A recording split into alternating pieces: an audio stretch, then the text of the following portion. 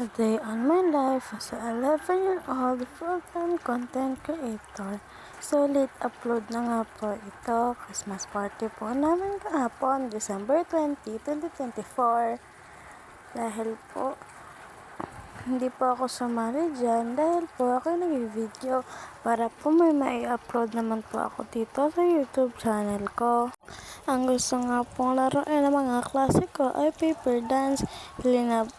Pinaglapit-lapit po aming mga crush. Hindi ko po sinabi na may crush ako sa kong kaklase. Yun po, yung may tatak na lupi. Siya po ang crush ko. Crush reveal lang po. Tapos po pinagpartner po yung dalawang parehas pa ang kulay. Si Damin at si Catherine. Pero parehas din po ng kulay. Si Sheila at saka yung nakaputing lalaki. Yun po ay si Clarence. Best friend ko po sila. Minsan pa magkakaaway kami. Hanggang ngayon nga po, magkaaway kami dahil lang po sa nangyari sa amin. Sa sobrang saya ko nga po, pinilit ko dyan ng best friend ko. Yun nga po tuloy, nagkagulo-gulo.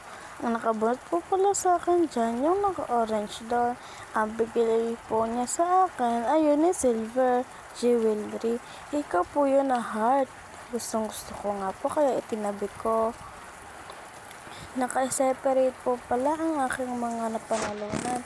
Sumasali din po pala ako sa iba't ibang palaro pero wala pong video sa akin, kaya po ang ginawa ko, sumali na lang po ako na walang video kung makikita nyo lang po kung gaano ako kagaling.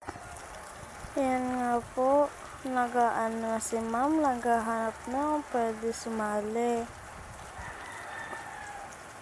Sasali nga po ako dyan. Kasi nga lang po nag-aano si ma'am. Sabi ko po, ma'am palaro ba yan? Sabi ng teacher namin, hindi.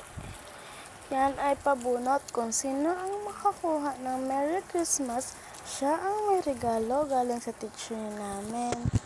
Nag-aalala ko baka hindi ko makuha yung Merry Christmas na note, kaya excited na ako makakuha.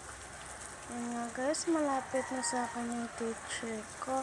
Siya nga po si Ma'am Maylin Mendoza Javier. Siya po ang teacher ko sa 2024. Yan nga ko guys, binubuksan ko yung akin.